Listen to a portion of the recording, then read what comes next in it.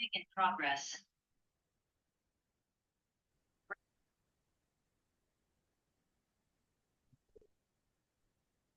Recording हो रही है ना?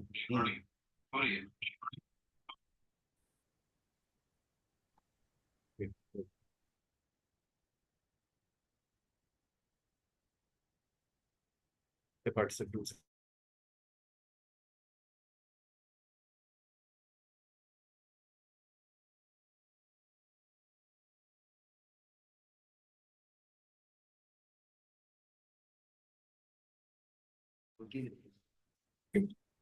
Sounds.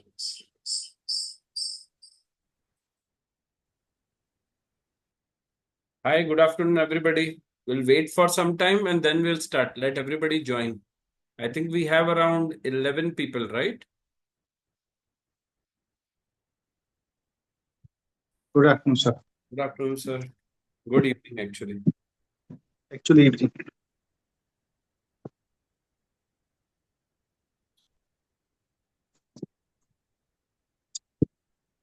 I think what we will do is we will try and we will everybody can give introduction and then we can begin with the presentation.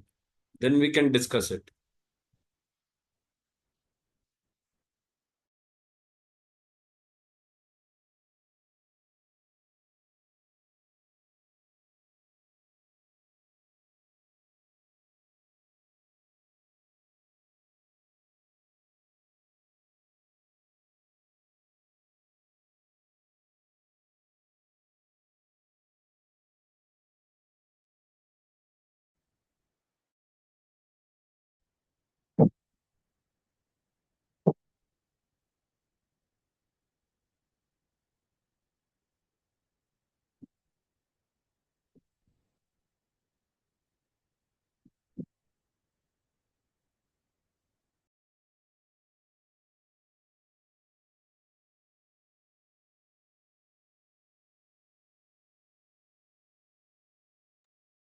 Sir, just a small question.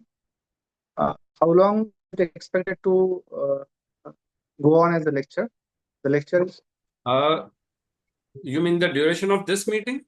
Yeah, duration of the meeting, sir. Duration of this meeting is 1 hour, but we can go on if we have something, or we can schedule another meeting in couple of days if we don't solve Okay. problems.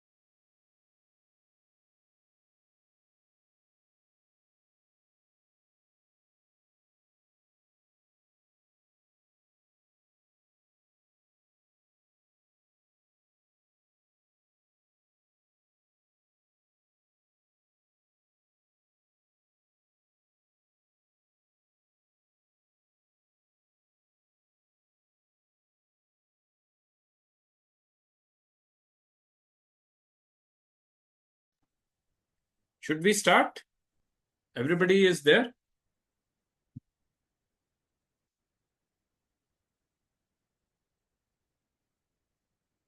I think we have everybody on board.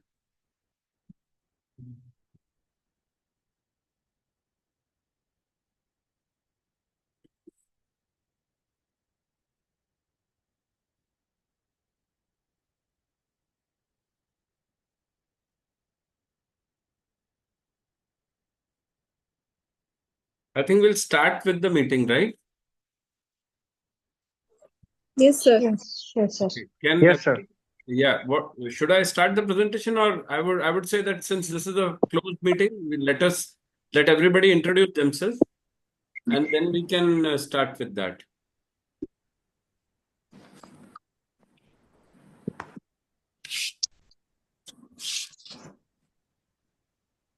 Yeah, I think I know most of them. I know Dr. Kalyan, Prajakta is there, Minaz is there.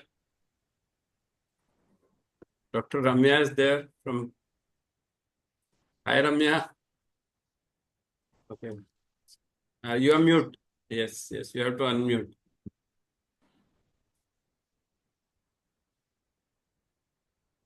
Devanshi is there. She is not. She has not switched on the video. Hi, Good Devanshi. evening, sir. Good evening. Yeah. Can everybody? So, should I start? I am Dr. Jiten Jethani. I would be conducting the meeting. Dr. Reena has come. I mean, she was already there. I just saw her on the video. Yes, sir. Please. Good evening, sir. Good evening. So we can start. Someone out of you can start giving introduction rather. Yeah. Hello, sir. I'm Dr. Shweta, sir. I'm from Hyderabad. I'm working currently as a consultant at Dr. Agarwal Eye Hospital. Great. Good to see you, ma'am. Yeah. Thank you, sir. Hi everyone, I'm Dr. Minhaz. I'm also currently working as a consultant in Hyderabad at Sushila Netralaya. Wow. Manikonda. Wonderful. Great. Great. Good to have you here. Hi, Hello. everyone. Sorry. Thank you, sir. Yes. Yeah. Hi, everyone. I'm Dr. Reena. I'm a professor at PGIMS Rohtak. Hello everyone, I'm Dr. Kalyan Chothe. I'm practicing at Nashik in Maharashtra at my own hospital, Shivam Eye Care Center. Welcome, sir. Thank you, sir. Thank you. Hello. Hi, I'm Dr. Shweta. I'm from Pune and I'm a consultant in Jupiter Hospital and my private clinic. Good evening, everyone. I'm Dr. Prajakta from Mangalore, Karnataka. I have my own private practice here in Amrita Multi Speciality.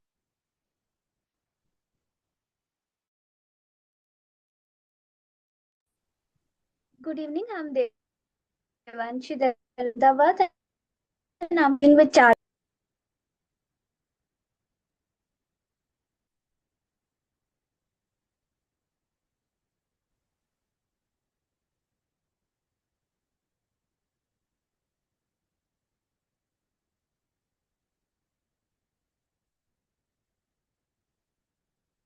Anybody else? I think Dr. Who else is remaining? Good evening, sir. Yeah. Good evening, sir. I'm Dr. Madhvi from Hyderabad. I'm working in Apollo Institute of Medical. Welcome, ma'am.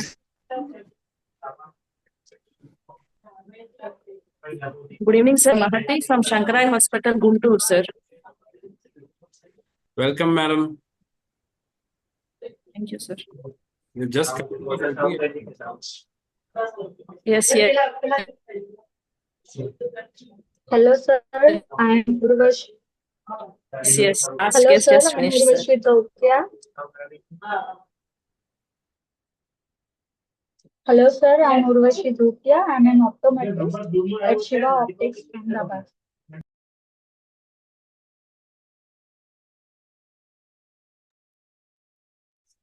Hello, good evening, everyone. I'm Dr. Winston from Bangalore, Karnataka. I'm a consultant at Agarwal Eye Hospital, Whitefield. Sorry, I'm on my way back home. No, it is good to have you, sir. Good you could join. I mean, obviously, these online meetings are such that, sometimes we are somewhere stuck, or the best part is that we can still join. But the problem is sometimes we are not able to communicate much. So we are recording the meeting, and we can always see this is a very informal group, and we can always do another meeting for the same thing. It's not that, it is not a very fixed curriculum that we will be doing like this only. So we can still do another meeting on the same subject also, not a problem. I think Ramya is saying that she's not able to unmute herself. So Dr. Ramya Handa is from Baroda, and I am Dr. Jiten Jethani. I am also from Baroda. रम्या का ना चलेगा ये रहा रम्या का एक minute नहीं ask to unmute में नहीं हो रहा कोई बात नहीं it's fine Ramya you can type You can type. So I will, I think iPhone, everybody has introduced, right? Yeah, I think so. So what we are going to do is I will start sharing my screen, and then we can take questions on that, or maybe the best thing is that we can take questions right there on the slides itself. I think the first part, the first two videos were basically introductory videos just to set the tone. They were mainly. Hi, Ritu Preksha. Hello.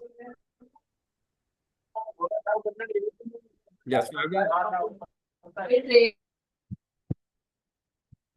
I will share the slide. So this is this was the slide for third video, and I think this is the first two videos were basically about a little bit of introduction of why myopia is important and how much difference does it make, and what are the numbers, and what is the epidemiology, how fast things are moving around, what are the factors which are responsible for progression. So I think the most important point that we want to understand here is about myopia progression, because this is the key thing that helps us in understanding how will we be working up the patients and what we will be doing.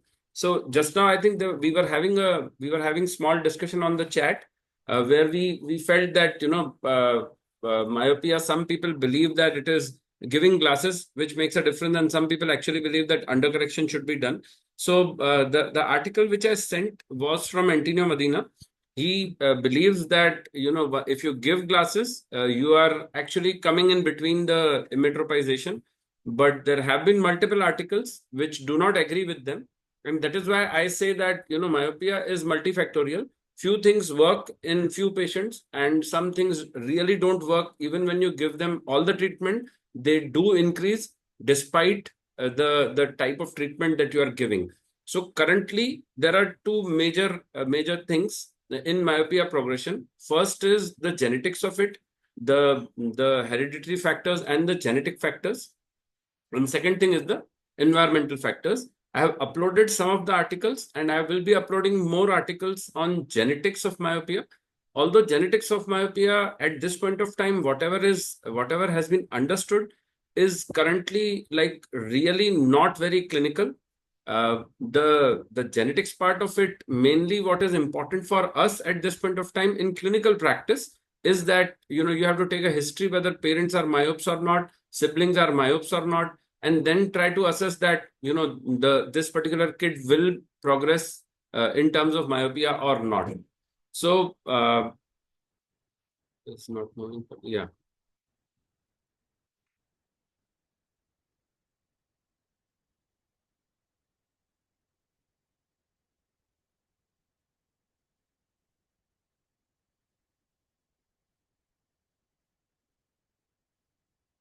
Am I audible?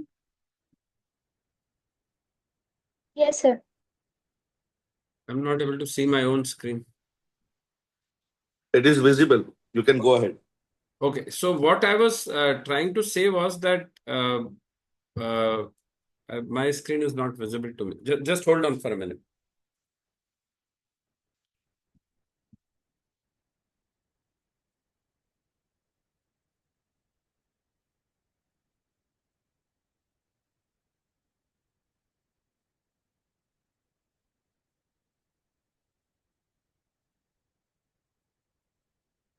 यहाँ screen ही नहीं आ रहा. Okay. Yeah. Yeah. So this was one of the slides which I was talking about genetics, environment, and myopia being multifactorial. And this we already discussed in the video. There have been more than 200 genetic loci which have been identified and which have been reported as related to myopia. Yeah, this is an important slide. Now, when we talk about genetics, there have been few studies where they have tried to show that it is not just the genetics which is causing myopia. It is also the fact that there are some genes which they have identified which are making the patients or children more susceptible to the environmental changes. Now, what it means is that whereas some patients who are, getting influenced by the same things, like near work is there, like outdoor light or exposure is there, same thing is being done to one set of patients and they are not progressing, where same thing is being done to another set of patients and they are progressing. So they are now, or rather they have found out some set of genes which make sure that patient is more susceptible towards myopia progression. So now the current thinking is that it is not the pure genetics thing that this particular patient will progress into myopia, but genes are making the patients more susceptible towards progression. So there are certain set of genes which are making them more progressive. Again, more or less it is experimental at this point of time. So we really don't do a genetic workup to know that this particular patient will be more susceptible or not. So that is, this slide was important regarding that. And the pathological mechanism of myopia, obviously, we know that, all these things in genetic factors are really ambiguous. And so this is where it becomes interesting. If you see, there are there is this particular study. I think I uploaded this study also, where they have divided these myopic children into 4 groups. Parental myopia group, which I have a slide for that also, and we already discussed it in the video also. Parents with moderate and high myopia, parents with moderate myopia, and parents with high myopia. Now, what they found was parents with moderate myopia, moderate and high myopia groups presented more significant axial elongation. Obviously, all this is in axial group, and obviously they led to so this leads to an odds ratio of almost 14 for moderate myopia parental group and a 25.71 odds ratio for high myopia parental group. So if you have a parent who has a low myopia, the odds ratio is not as big as it is for high myop patient. So odds ratio for a high myop patient is much, much higher. We already saw that.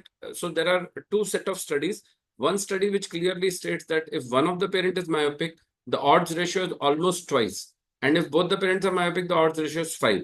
Now, there is the second study that claims that the odds ratio is 3.5 if both the parents are myopic.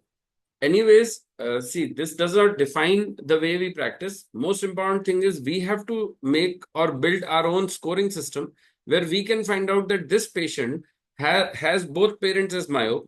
And if the child is low myope, we know that this patient will be susceptible towards myopia.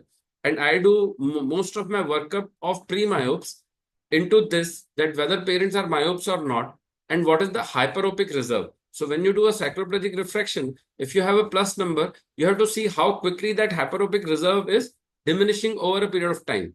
Along with that, if there is sibling myopia and if there is parental myopia, then you have to be more and more cautious, because it is very important that sibling refractive status has to be taken into consideration. So this is also, I think this was in IGO 2024.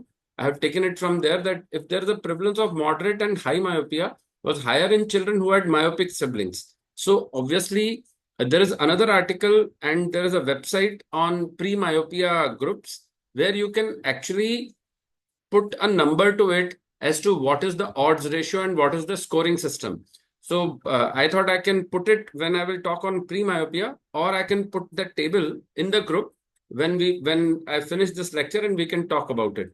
So if there are any questions on this, I can take that. Or should I move or should I continue? I think we can continue. Continue, sir. Yes, Doctor. So we can continue. I'm not able to.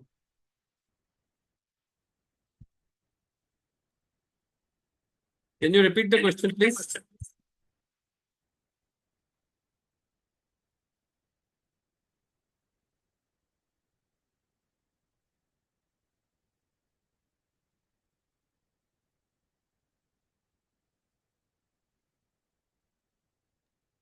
Hello.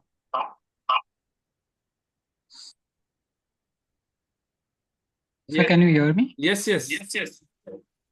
While we are discussing history, I just want to ask if birth history does have a relevance here, like prematurity, low birth weight, or complications, prenatal complications. Yeah, I think, see, when we, okay, so I will tell you, there are, at this point of time, bulk of all this, what we are doing is for school going myopia. So yes, prematurity and low birth weight, they do make a difference. But the myopia that occurs in premature children or in ROP babies is a little bit different from where we are talking about this particular myopia, which is there in school going children. So the myopia which occurs in premature babies, basically what happens is that when the babies are in the mother's womb, their cornea is steeper. And because they are into premature birth, their steepness does not reduce as quickly as it should compared to a term infant. So we did an interesting study when I was in Ahmedabad. We did a study where we tried to find out what happens when the babies are born premature, and we found that the rate of corneal flattening is really very low in premature children compared to term infants. And so what happens is that their myopia is not truly axial myopia. Their myopia is actually more of corneal myopia. And also, because the child is born before term, the anterior segment is quite crowded and the lens is quite anterior compared to what you would see a normal kid. So actually there, I mean, I know they don't use the term relative anterior microphthalmos for them, but actually it is, the fact is that they use the term which is known as crowded anterior segment. So the fact is that lens is slightly anterior and the cornea is more steep.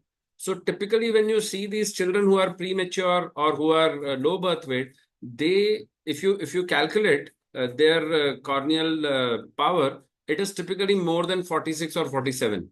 And that is where I think that is where it is important that we should also calculate axial length upon corneal radius, because that typically will tell you that the ratio between axial length and corneal radius, if it is less than 3 or less than 3.25, it is little. So it is also one of the important parameters, one of the important risk factors that these particular patients may not really progress. So when I talk about this, what I'm trying to say is that if the axial length is suppose 22, and if the corneal curvature is say around 8, so there is very, very little chance that this particular patient would progress much.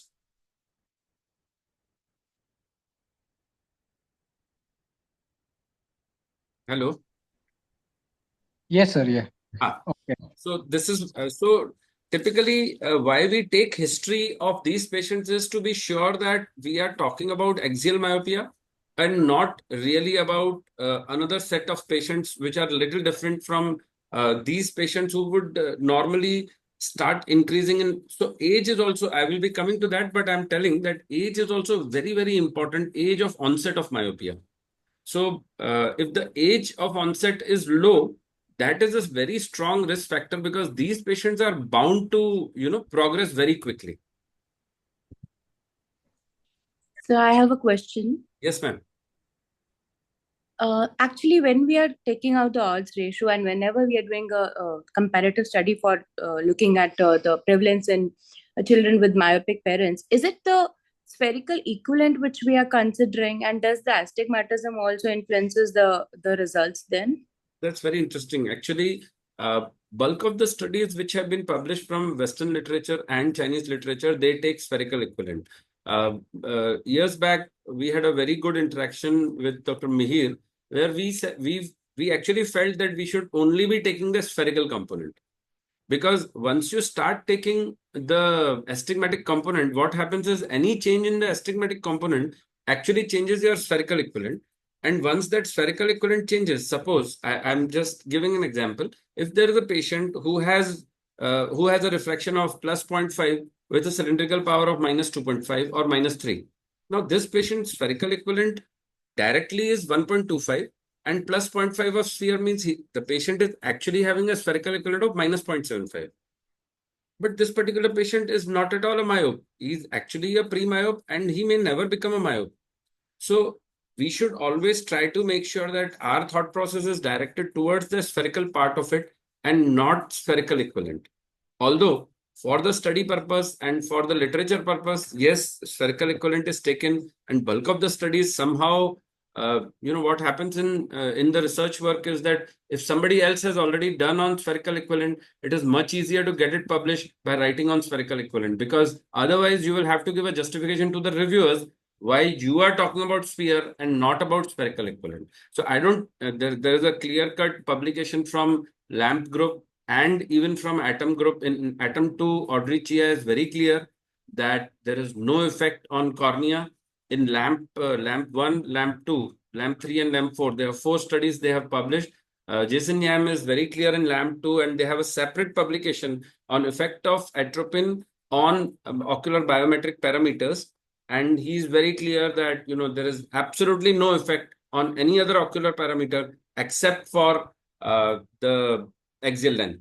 There is some work done from RP Center where they have tried to suggest that some lens, there is a change in lens thickness secondary to low concentration atropine, but there are no second, or there are no other articles on that. So I don't think for our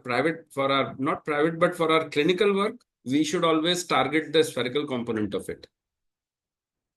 Yeah, thank you, sir, because that was a concern for treatment purpose. Like when you target a spherical equivalent, the treatment might change. So when you're targeting the spherical part of it, it really makes a lot of difference. So I just wanted to clarify that. That is a very good thing. And it is good that early in our discussions, we have covered that, because otherwise what happens is that somebody would be trying to put spherical equivalent. And as I suggested, that if the cylindrical power is more, we would skew towards the fact that, this particular patient is myopic, where he is not at all myopic.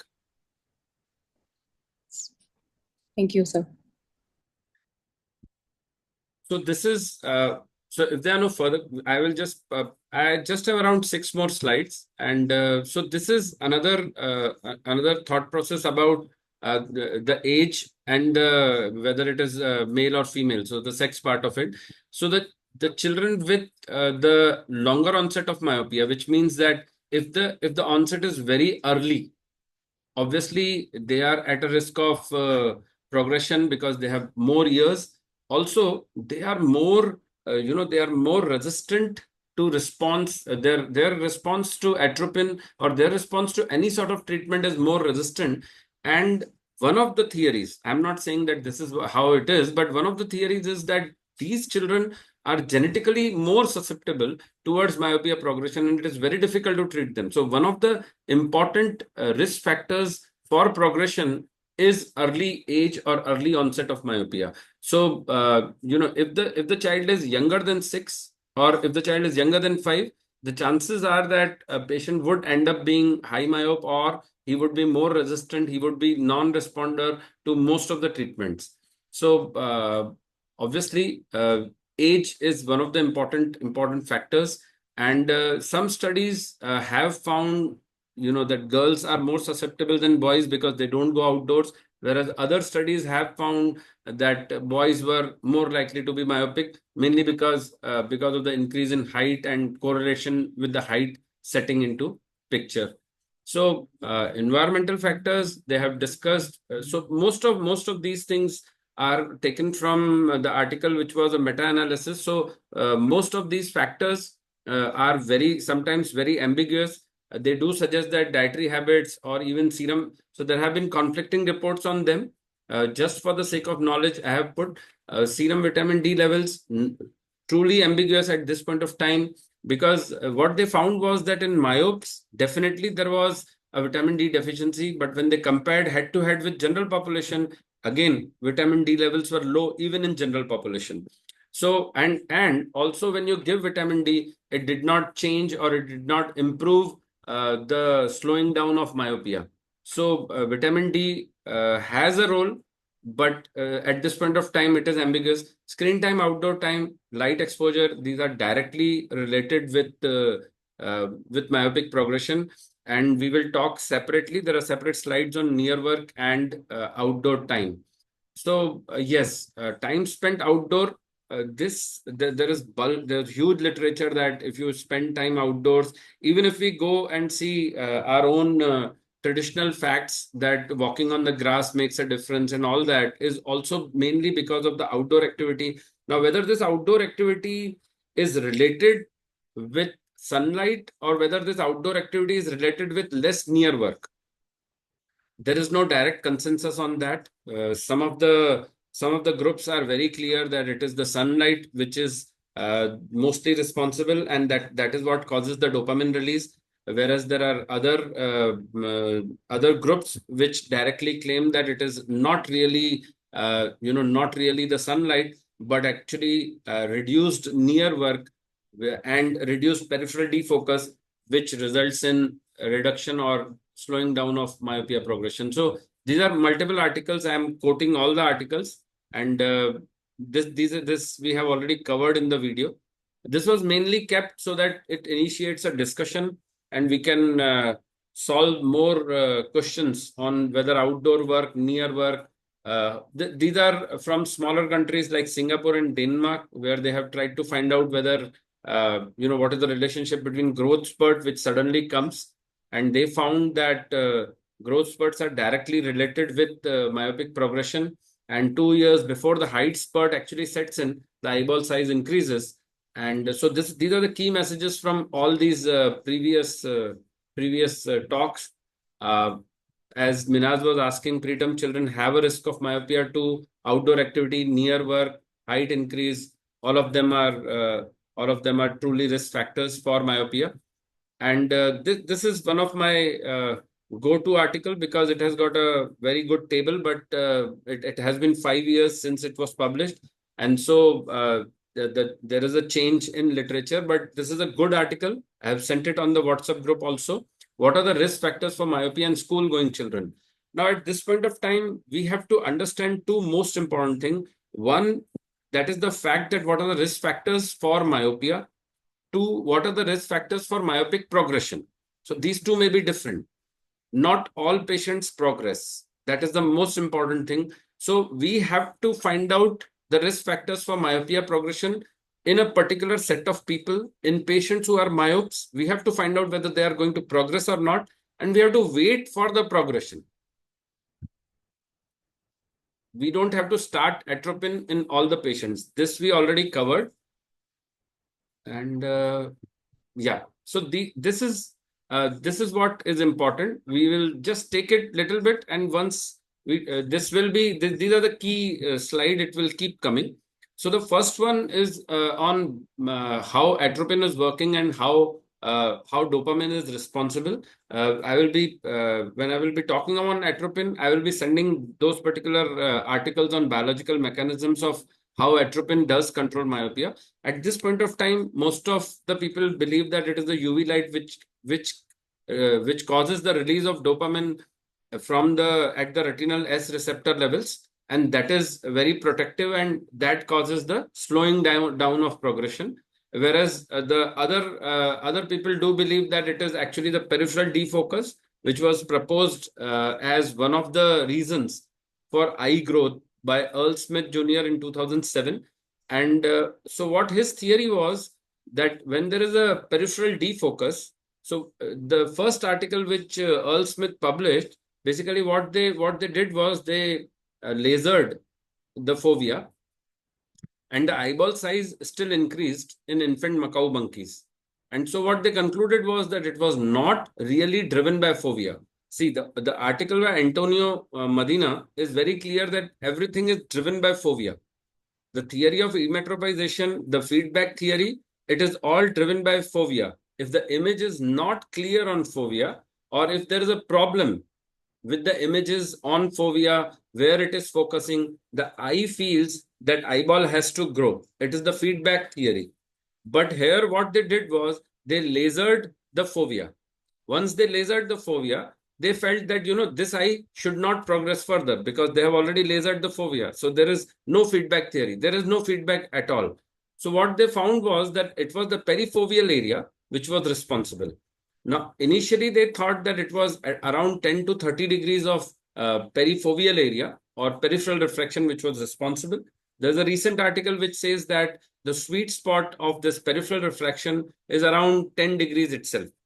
So the point is that this theory is not 100% secured or proved because it was done experimentally on infant macaque monkeys, not done on humans. But the theory is working. At this point of time, this is also one of the prevalent theories that how myopia progresses axially. So that was regarding the whole thing, the presentation. We can easily take the questions.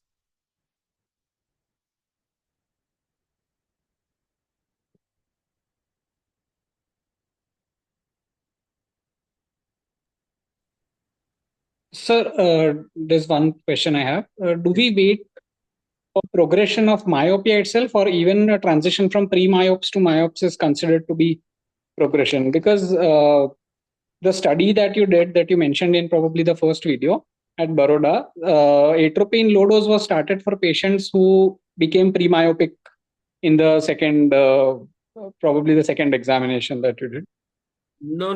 Whereas not on second examination. Basically, the study which we did, they were very peculiar patients. All those patients, at that point of time, we did not we were not understanding about hyperopic reserve also. But out of common sense, we could do it. So what happened is that all those patients in whom we started atropine, these were patients who were on follow-up. A lot of these patients were actually either siblings or not of myopes, but they were siblings which were on follow-up for refractive error. Suppose they had plus 0.75 with a astigmatism of minus 0.75 or something or the other. Now these patients, out of interest, we started doing axial length of bulk of our patients. And to our surprise, some of the patients who were actually hyperopes or who were actually emetropes, they started losing out their hyperopia very quickly. And once they started losing out hyperopia, we were curious whether, these patients are actually pre-myopes, and these patients may, they may progress at some point of time and they may become myope.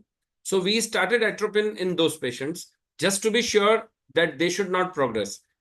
And we did found that atropine was useful to them.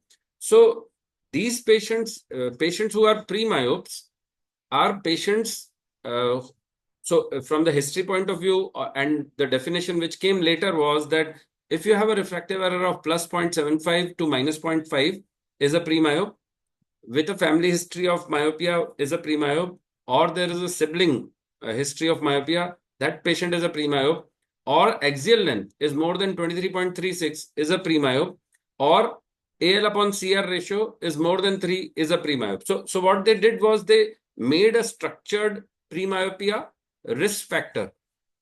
I will send you that the name of that website. Rather, I will send you the table. Table है क्या? Group में है तो group में डाल दो. So there's a table in which you can actually score. You can actually score and you can calculate what is the risk factor of a particular pre-myope. In our study, I think a lot of patients were not having any family history of myopia. Just that the fact of the matter was that they were losing their hyperopic reserve very quickly. So hyperopic reserve is a term which is used to indicate as to how much plus power the patient has before he becomes emetrope or before he switches over to the other side.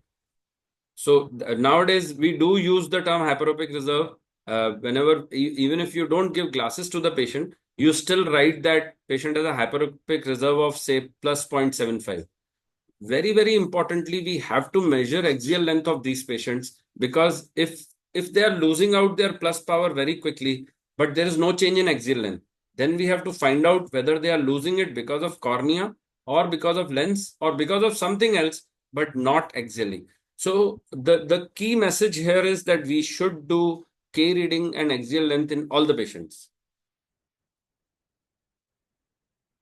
Right, sir. Right. So I have a question related to this only. Like if we talk about emetropization, so earlier, like it was thought before this progression of myopia came up, it was like there were set guidelines for the prescription of glasses to children also. But now, since we see a lot of children coming as a low hyperopic reserves or even high myopia also, should those guidelines be changed now? Because it's not easy to prescribe glasses to children, but keeping that thing in mind that will not giving glasses will aggravate the chances of progression of myopia. So sometimes this is a query which I have. No. In fact, see, if you okay, let us take it in terms of two important theories. So when you how would I progress in a patient who is whom I put it as pre-myope? First and foremost thing is that the most important part of myopia progression control is environmental changes, and definitely outdoor work and reduce screen time and reduce near work. They are the most key factors. So before we start any treatment, we have to make sure that patient understands that this particular child, whether he is a myope or he is a patient with low hyperopic reserve, we have to put this point very clear into their head that, you know, this is the most important thing. Rest all the things may work, but this is the key thing. Second is whether these pre-myopes, if you give them suppose plus 0.5, obviously, when you give them plus 0.5, what will happen? The image will fall. Now, the guideline is that if patient is not having any asthenopic symptom and if the power is less than +1, suppose +1, and there is no esotropia, there is no, there is no reason to prescribe that, right?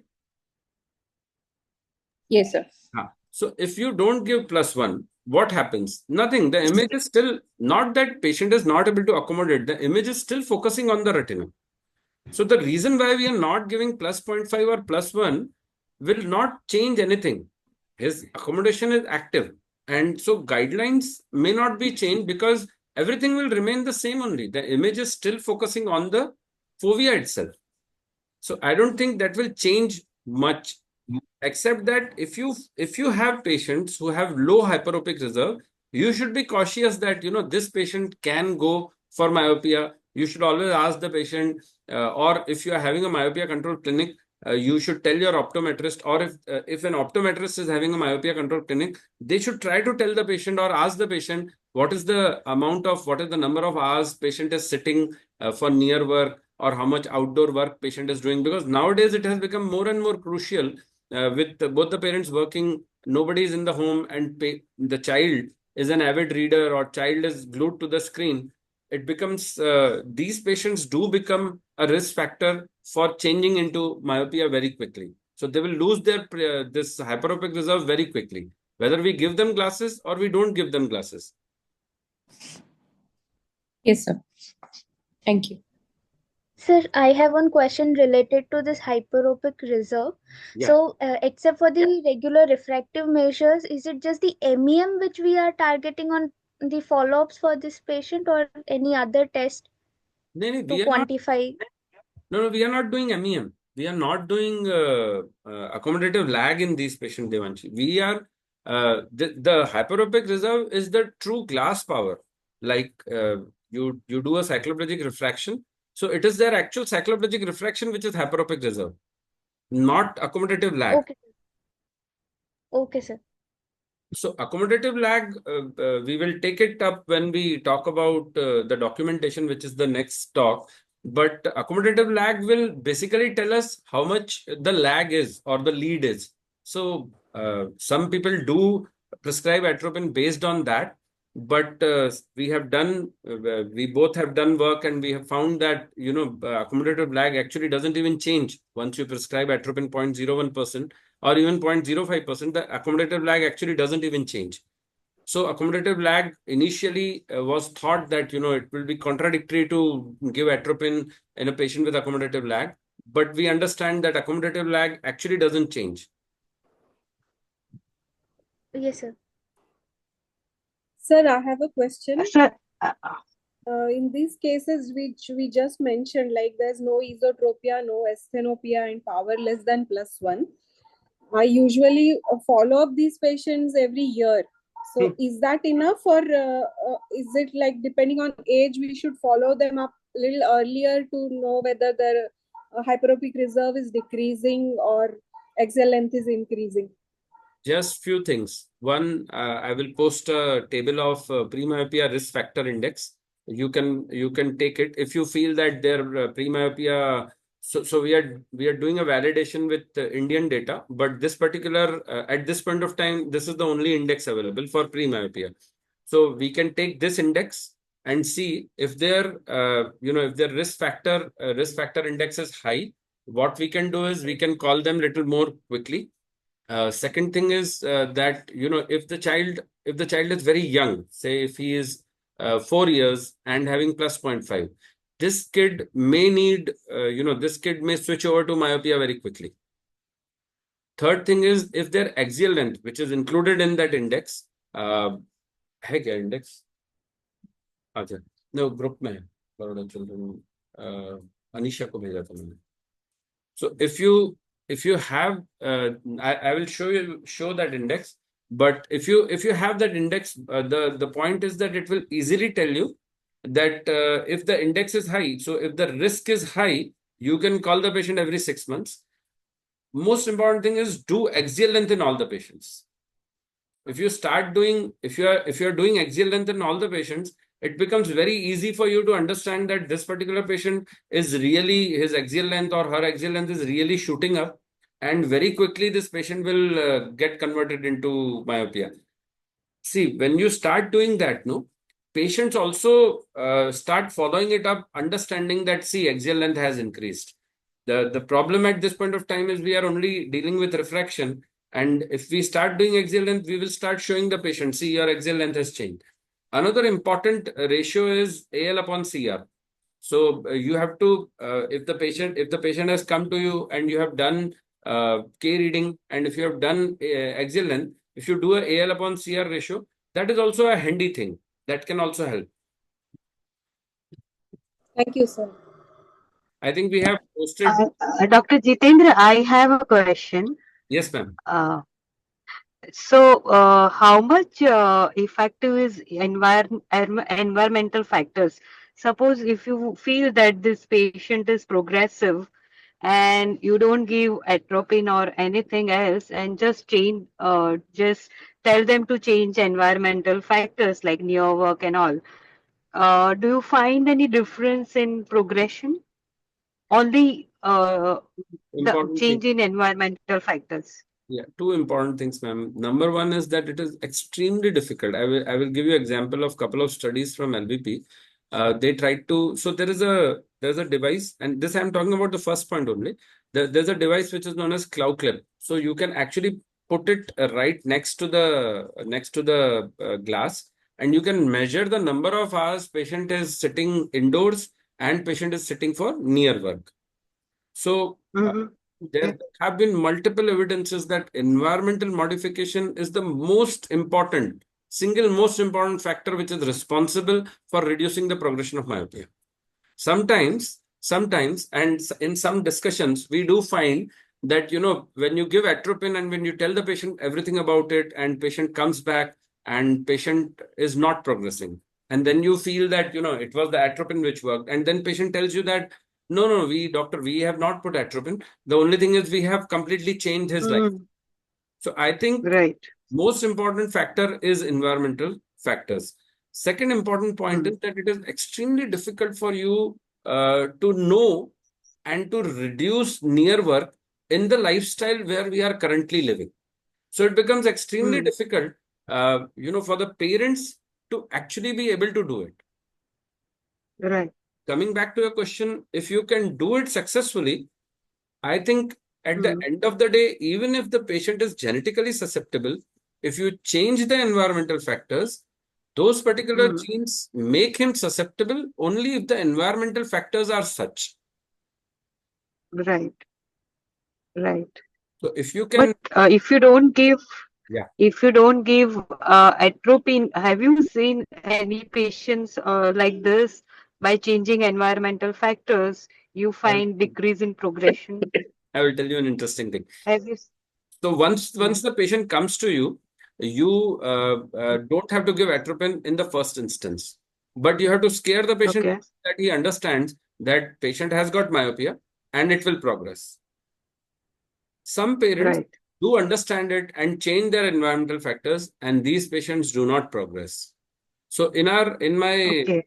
thesis work, we found that only 65 to 68% of the patients do progress, but there's a good 30% of the patients who do not progress. Once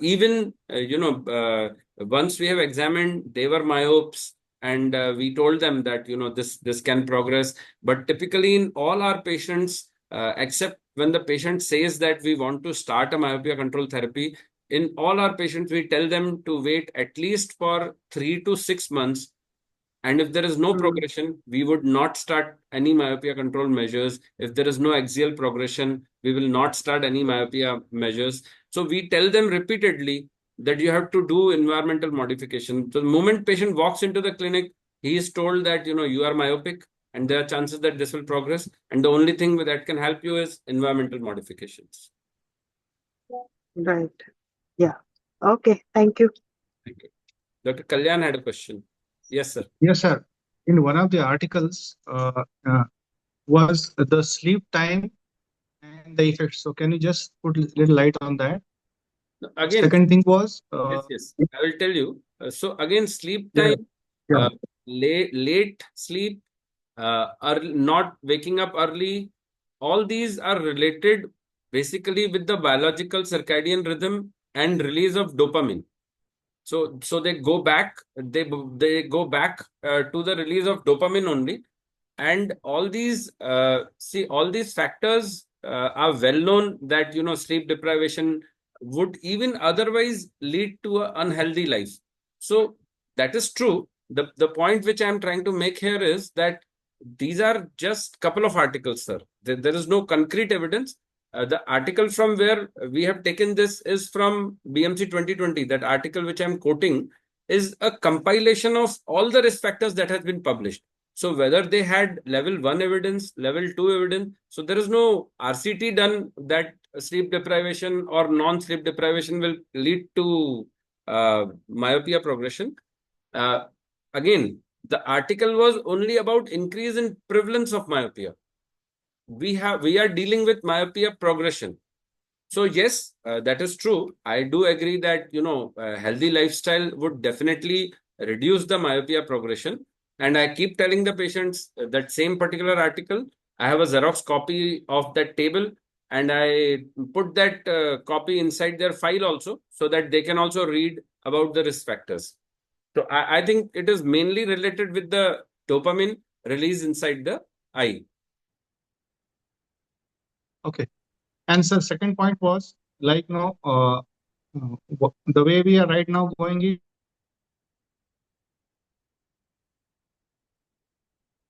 how do we assess, how do we do follow-ups, what all do we tell? So it is just a suggestion that if we understand what are you doing in your clinic, what are your protocols, so we'll keep on fitting the knowledge that this is the article, this is the knowledge, that is why this is the protocol. So it will probably give us a kind of a roadmap that this is how it has been developed, and that also helps us understand better. So in the next, and like how frequently do we check the axial length? Yes. What is the routine follow-up schedule? So all this is the second talk, which is on documentation and diagnosis and how we will. So that is the next. Okay. So this was just an introductory. I wanted this meeting so that we do know each other and understand what is working for us. The next talk will be on documentation, and the first video had all the talks on which we will be thinking about. If there is anything specific that all of you want to, if you want a topic which you think that this is also equally important, we can definitely take that also. And about the ratio of axial length to the corneal curvature. Corneal so this will be radius. an average K, right? Yes, average. Sorry. Definitely average K. You are right. With higher astigmatism, will that be confounded? No, average K, see, astigmatism would confound it. Definitely it will confound it. But again, whenever you take all these factors, all the factors have their own importance and have their confounding bias. That is the reason no one factor can be taken. if there is no confounding bias, then why should we even take corneal radius? We can only take axial length itself. See, directly we can say that a patient whose axial length is more than 23 is going to progress. But that particular axial length may not progress further. If it is actually his corneal radius, say he's having a steep cornea of around 48. So his myopia will never be proportional to the axial length. His myopia is coming mainly from the cornea. So all these factors have been given, did you see that chart? All these factors have been given due importance in making the scoring system. That guides us what to do next. Yes, sir. Thank you, sir.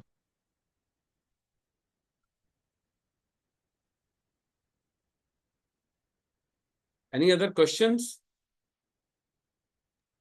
Okay, any Sir, other suggestion? Yeah, please ask. Go ahead, Dr. Reena. So I have a question, like this is a very practical question. Like if you talk about the children who are in the school-going children, and like today they have a lot of e-learning also. So when they come to us, we just ask them to reduce their near work. So my first question is that how much this near work actually, it is a cause in progression in this age group, particular above 10 to 12 years of age. And is it the sustained near work which makes the difference, or it's the number of hours of reading or the digital devices per se in the whole day? And does taking breaks in between, and if they maintain a proper reading distance, does that help? And then they can continue for that hours of duration of study. See, and that will not affect the progression. I will tell you what is currently agreed upon. And I'm sure that, over a period of time, we may have to go back and say that, this was what was said, but partly it is not true. So because when I started way back in 2015, myopia was still evolving and it is still evolving. So there are a lot of things. So the first question was that whether screen time, or it is the near work or the screen time, right? So it is the near work. Whether it is sustained near work, which is bad or worse compared to repeated taking breaks. At this point of time, it is believed that if you do a sustained near work, it is worse than taking breaks for every 20 minutes or every 15 minutes. So nobody knows at this point of time how quickly or how short the breaks should be. Whether it is the screen or the books, they're equally bad. Just that screen, this is what I keep telling in my lectures. Screen is has a biofeedback mechanism. When you talk, you can talk with the screen. When you see the screen, you have feedback from that, auditory, visual. In books, you just have visual feedback. You can read the book, but then it is not as interesting as screen. So obviously with screen, you have more sustained near work. That is out of habit. Not that screen is asking you to have sustained near work. But yes, at this point of time, we do believe that sustained near work is worse than taking breaks. So taking breaks is definitely recommended at this point of time. In some of the studies, they felt that books were worse than screen, and in some of the studies, they found that screen were as bad as it was the near work and not really. So another question which comes out of this is that what is near work? How much near is truly near? So anything nearer than 25 is definitely a risk factor. More than 1 to 2 hours of sustained near work is definitely bad. Anything further than 30 centimeters is definitely not near work. So these are the prevalent things at this point of time. Does the contrast also makes a difference? Like they said, digital devices have a high contrast, and that contributes again to this progression. So yes, contrast, not. So there are two conflicting theories. One theory is that when you have a high contrast, so that is the theory which is being used in the glasses which are coming up by Essilor. So there are cones which have on and off response. So they do feel that if there is a high contrast, the adjacent cone which is responsible has an off mechanism. I will be talking about it when we will talk about optical options in myopia. But little bit I can definitely tell you that yes, they say that. And second point which they say is that this high contrast also keeps the patient glued to the screen. So yes, contrast does make a difference. But again, there is no concrete evidence. It is extremely difficult to have a concrete evidence because all these problems, myopia is a slow progressive disease. So it is extremely difficult to have a single point in point of frame that this particular point must be responsible. So yes, contrast does make a difference, but there is no high level of evidence that it is the factor which is responsible. So, another question is that do you ask your patients to switch from LED lamps to the fluorescent lamps? Does it make a difference? There are two studies where they said that LED lamps are responsible. These were, I think, 4 or 5 years back. And then there are 1 or 2 studies which have come up recently which say that LED lamps have got no role. So either ways is, at this point of time, I don't tell people that, you have to switch over to fluorescent lamps. There is no direct. Answer about the light is focusing on the books only. Okay. So, and for the outdoor activities also, like most of the patients, they have that problem that by the time they come back from the school, it's like evening time. So, does the sunlight, the intensity of sunlight makes a difference, or just going outdoor and spending time will also help them? So the Indian studies especially from LVP group, Pawan Varkicharla and their group, Swapnil, what they feel is that, it is the near work which is more important than outdoor activities. And so therefore, if you go outdoor, if you have to, so they also believe that if you go outdoor, you don't have to sit in the shade, you have to sit in open this thing, which is extremely difficult, at least from Indian point of view, because the heat is really bad. So right now we do tell the patient not to do indoor work and they can sit outdoor, even in a shade is fine, because at least they are not doing near work. Sitting outdoor and doing near work is equally bad. I mean, that is the same thing. Because that's what patients ask. They said by the time we come back, it's evening, the sunlight is not there. So sitting outside, will it help us? I mean, it would definitely be better, but sitting outside and checking out on phone is the same thing. It won't help. Yes. And the amount of physical activity, will that help? There That are also has definitely articles that physical activity does help in reducing the progression of myopia. I think, see, over and out, more and more, if you do physical activity and everything, you will be away from the near work. So I don't see a direct correlation of physical activity releasing dopamine inside the eye. Yes. Thank you. So I think what we will do is we'll close the meeting right now, but we can take suggestions. Since we have the experience of this meeting, we can take suggestions how to have the flow of this thing, how many days we should keep and how many meetings we can keep. We are recording all these meetings and I would put it up on YouTube and it will be there for everybody. And we can again see, we can always see this video and we can go back to what we discussed here and we can again discuss it in future. So thank you so much. And I think if there is no other questions, we can close the meeting today. Yes, Dr. Prajakta. So I just wanted to thank. Thank you so much. Thank you. Thank you for joining the It was course. a very good meeting. Thank you so much. Thank you, sir. It was very useful. Thank you, sir. Very good start, sir. Thank you so much. Thank you, sir. Thank you, sir.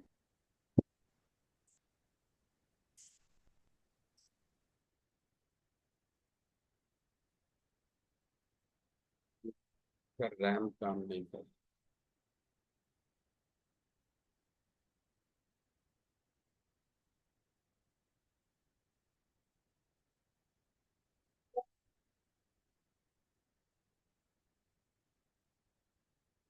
recording.